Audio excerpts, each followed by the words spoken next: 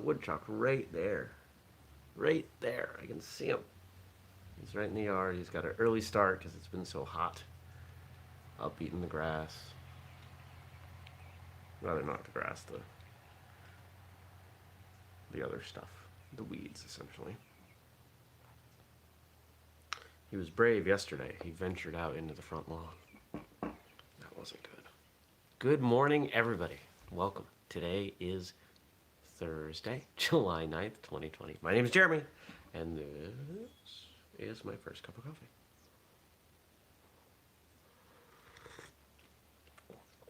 It's very hot. It's too hot to drink. I have to sip. Don't give me a dirty look. Cat's giving me a dirty look. She was very crabby this morning and attacked me and thought it was okay to do so, and it was not. I think we're in a fight.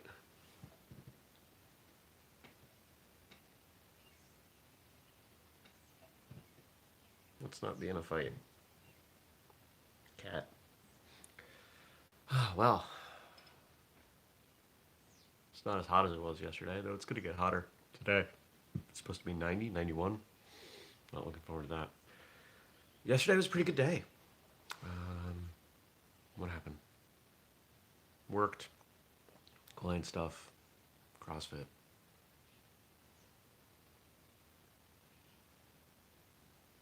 That was about it. It was just work. Oh, you know, burying the lead on this one. Last night, Sensei Craig Wareham and I did our session on advising schools for the upcoming or current and or future coronavirus restrictions, and it went really well. It was a packed hour. We worked hard to keep it to an hour, and it was dense. That video was conducted over Zoom. We will do another, well, I don't know when we're going to do another, but I am going to take that video, post it on YouTube, and we will also put the audio version of that into the podcast feed, so you can check it out in one of those ways. Go see the woodchuck. Go see what he's doing. The woodchuck is named Paul, because it seemed like a good name for a woodchuck. He's getting much braver. Told him as long as he stays in the backyard, he's fine.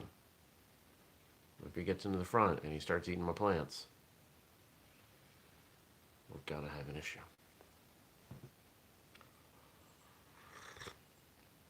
I don't know how I will handle that, because it's not like I'm gonna shoot him. I put down some repellent, some animal repellent in the gaps between the back and the front yard, so hopefully that's enough to keep him away. Go watch him. And he just heard something and ran back to his home. So skittish. So yesterday was a pretty good day. What's going on today? Today will be an interesting day. So I reached out to a friend of mine who knows mechanical things very well. He's fixes all his own cars and does all his own maintenance and helps other people. And I said, hey, this is stuff I don't know how to do. Would you help me do some basic maintenance on my motorcycle and maybe on a car? He said, yeah, I work for beer. So, perfect. I'll get to spend some time with him. He's a nice guy, and I'll learn some stuff, and I'll save some money, and it all works out. Right? Checks all the boxes. So that's pretty cool. What else is going on? I think that's it.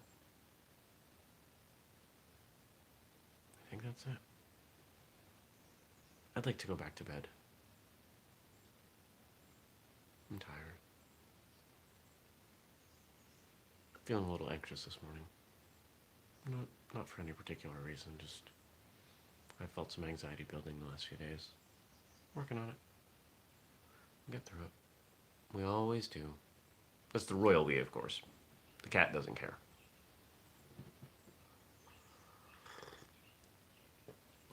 That's good. Here's my tablet. I will be right back. I have to go get my tablet. Apparently it's not right here. Where is it? Where is it?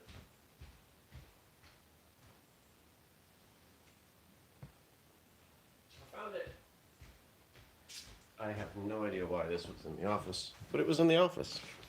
And now, it is in my hand. Those cords. All right, tablet. Let's see what you folks gave me to talk about. That's not a YouTube. Still can't believe this thing's 7 years old. 7-year-old tablet, and it still works fine. All right. Let's see how many people watched the rebroadcast of Live so far. That's an ad. I don't care about an ad. Skip. 4 people. Woo!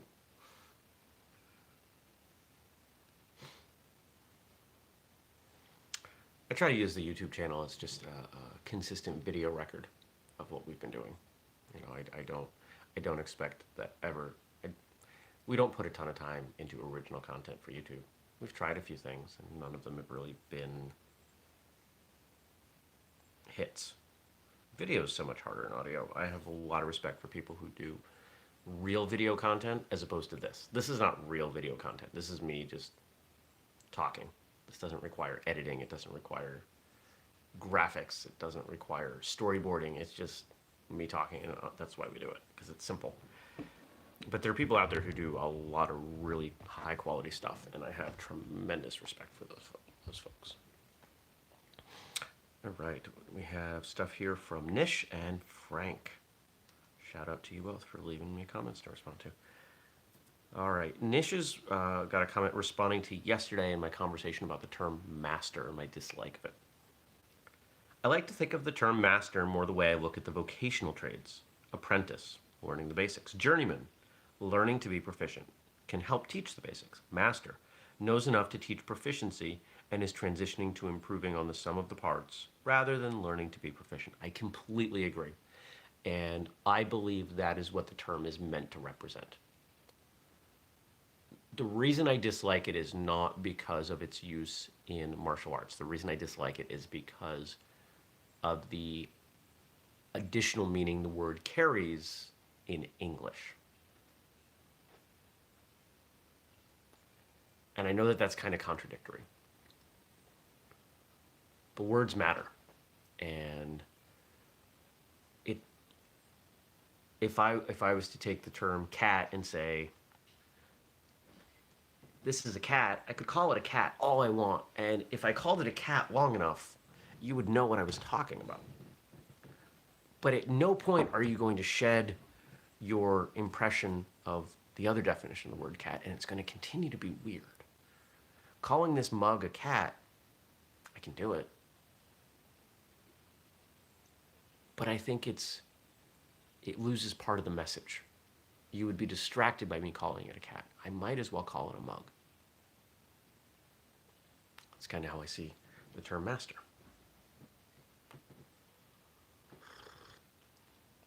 Oh, and the woodchuck's back.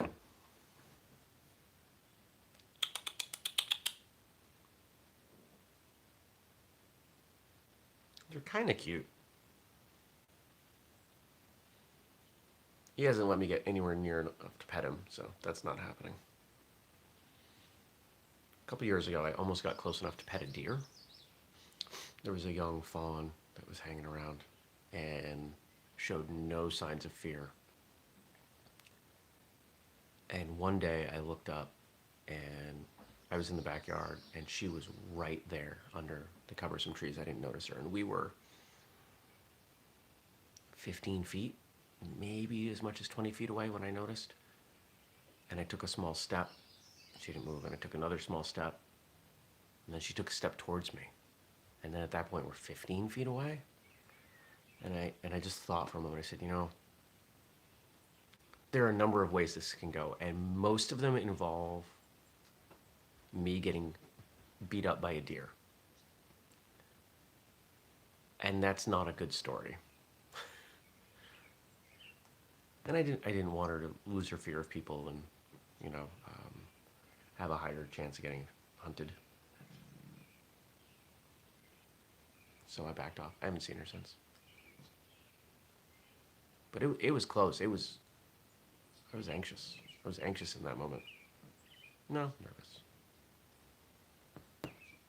Kat, you were a goober. She is such a weirdo. We had, how many people we have join us last night? 8 on the live call for a call starting at 8:30.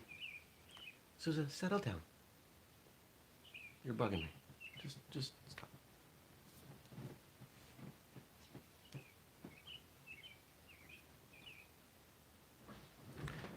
Can you lay down, please?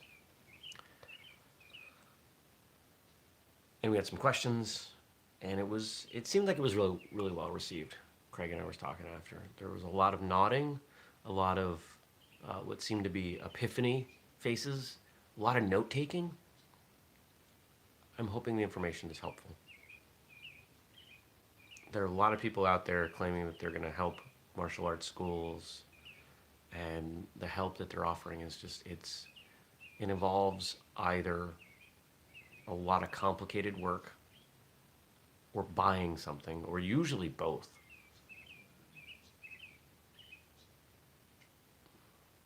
Paul is now weeding around my fire pit, which is appreciated.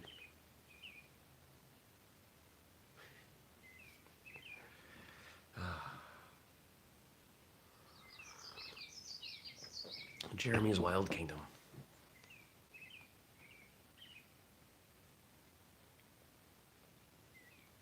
I am not here to teach martial arts, but to change people's lives. Carlos Machado. Yeah. Last night on the call, we talked a lot about changing the definition of what a martial arts instructor is. If you, as an instructor through this time, are only looking at, hey, I teach people how to punch and kick and do forearms and self-defense, if that is the entirety of what you consider yourself doing as an instructor, there's a good chance you're not going to make it. Because it's hard to do those things at a high level when you're on Zoom calls and 6 feet apart and everything. But if you consider who you are as a person, your role to change people's lives and to help them grow, there's a lot more you can do.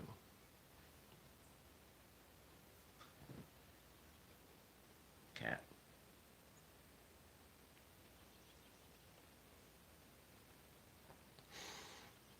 And I think it's important to realize that a martial arts instructor is more than someone who teaches punching and kicking and self-defense and all that. Or, in the case of Machado, let's add in grappling. Right? He's a high-level BJJ practitioner, instructor, and I believe also coach. He may not be a coach anymore. I'm pretty sure he was a coach. I don't know the BJJ world really well. It's kind of a thing unto itself.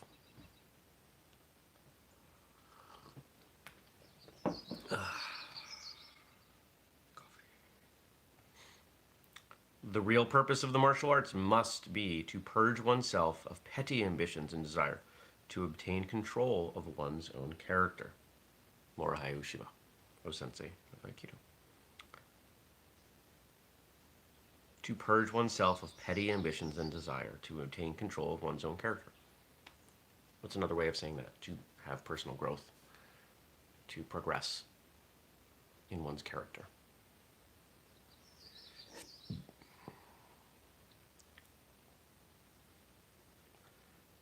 When we focus on the entirety of martial arts, of what it is, of how it is trained, of what it does for people, not 2 people, 4 people, it all leads to personal growth.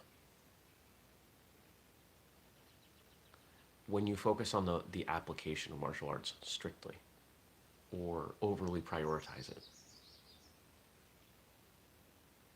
not only does it not foster personal growth as well, there are times where it seems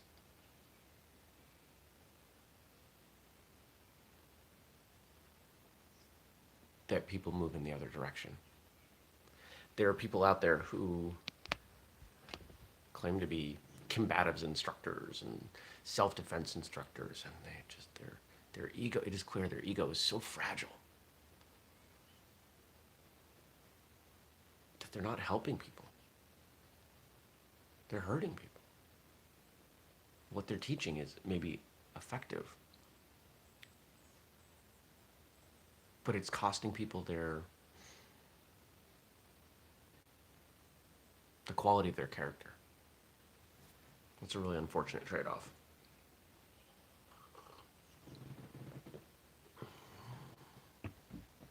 Make sure he doesn't go in the front yard, okay? She's finally settled, like, right next to me. She's right here.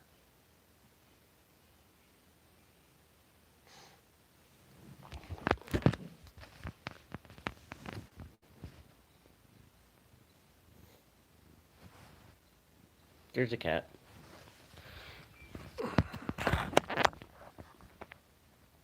Why do I show the cat? Because the cat gets more comments than I do. Every time I show the cat, I get a few comments. She should have her own YouTube channel. She is the most photogenic animal I've ever met. It's utterly ridiculous. She's adorable. She's adorable in person, but not nearly. There's a woodchuck in my fire pit.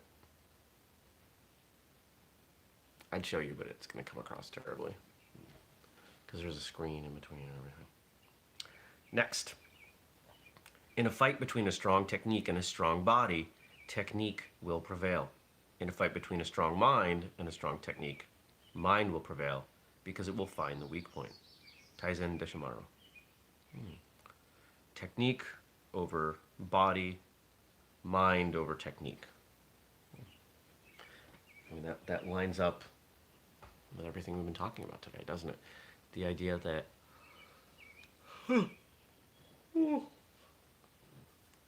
as you develop yourself, as your character grows, you become a more effective martial artist.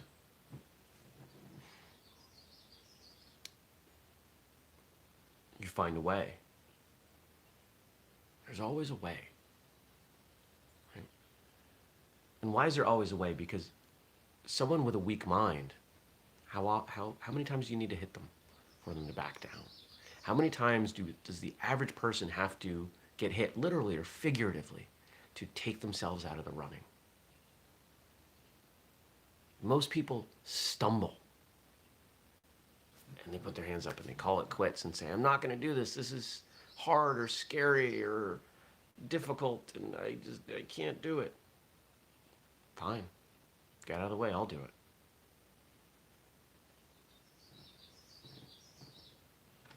I'll learn to do it.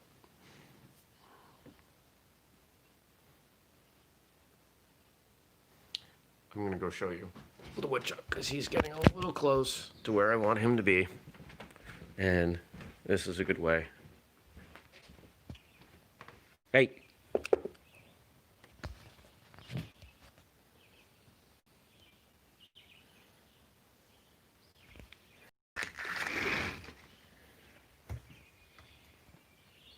Go back in your hole.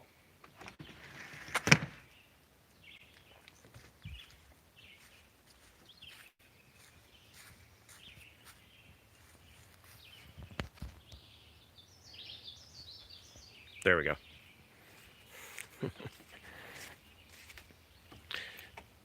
You stay in the backyard.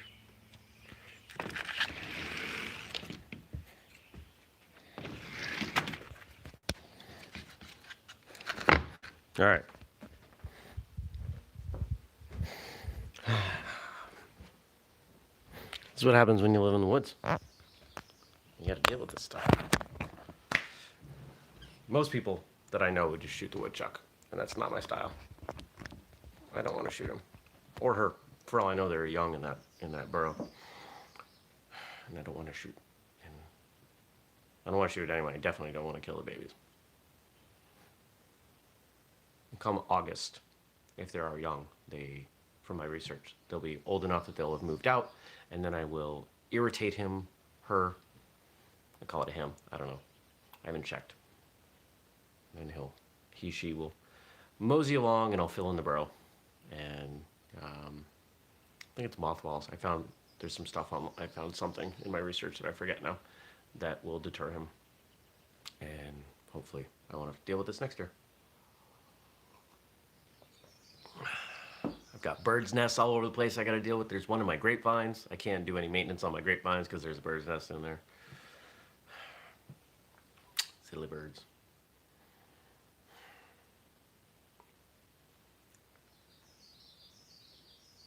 How do you develop a strong mind? How do you build resilience in that? You train. Every decent martial arts school I've ever seen incorporates some sort of training that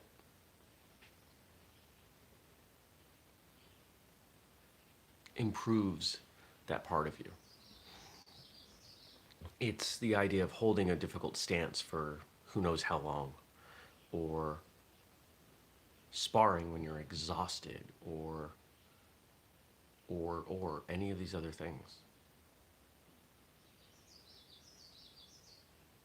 If you train, you get better at all of it.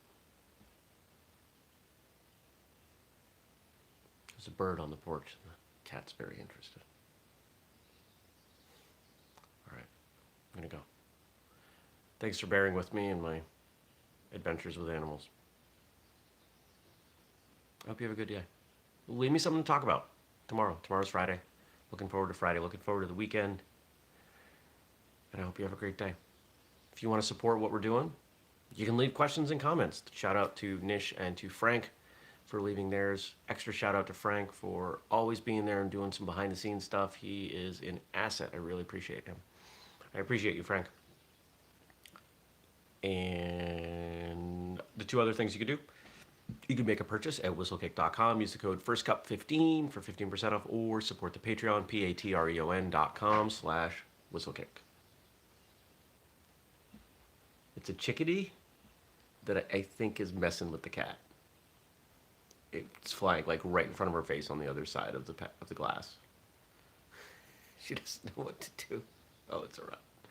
I'm gonna go see what's going on. I'll see you back here tomorrow, everybody. Take care. Peace.